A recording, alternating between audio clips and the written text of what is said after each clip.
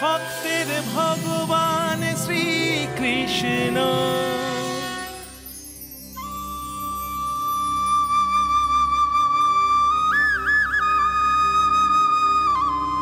আমি তো সপ্তমায় স্পষ্ট করে জানিয়ে দিয়েছি,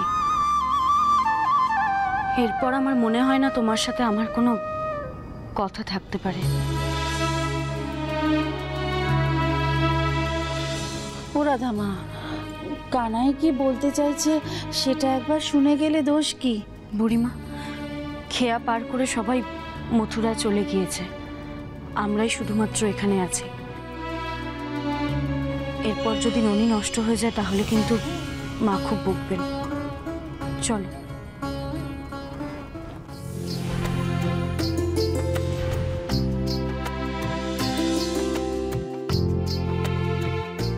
এখন একমাত্র ভরসা হলো বড়াই ঠাকুরানী।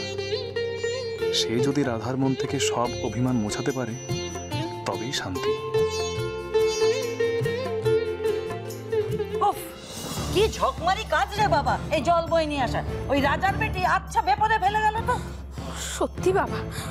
আচ্ছা ভাবো মা, বউ কিন্তু আমাদের একটিবারের জন্য বললো না যে ওগো শোনো, পুকুর ঘাট থেকে জল আনতে যেও না, ওতে খুব কষ্ট। কি কুচুক করে মেয়ে মানুষ না। ওই যে কপাল কপাল সব আমার পোড়া কপাল। কুটিলা শোন, আমরা আর এই জল আনার কাজ করবো না। আমি ওই রাজার বেটিকে দিয়েই জল আনা করাবো। ও তো মথুরার ঘাটে দুধ ননি বেচতে যাবে গো। তাতে কি হয়েছে? সারাদিন কি পা ছড়িয়ে খাওয়ার জন্য বসে থাকবে? আমার ছেলে কি সেই জন্য বিয়ে করে নিয়ে এসেছিল নাকি সংসারে? ও ভোরের বেলা জল এনে দিয়ে তবে যাবে মথুরাতে ননি বেচতে। ওমা, বলছি যে উনি তো আজকেও মথুরাতে গেছেন, বাড়িতে তো মেলা কাজ পড়ে আছে, সেগুলো কে করবে? আমি। ও মা, বালাই ষাট, তুই কেন করবি? আসতে দে ওকে, এলেই বলবো সব কাজ তাড়াতাড়ি কর। আর শোন কুটিলা, কালকের কিছু কাজও আগে ভাগে আজকেই করিয়ে রাখবো। ফাঁকি দেওয়ার কোনো জায়গাই পাবে না। সত্যি মা, তুমি না।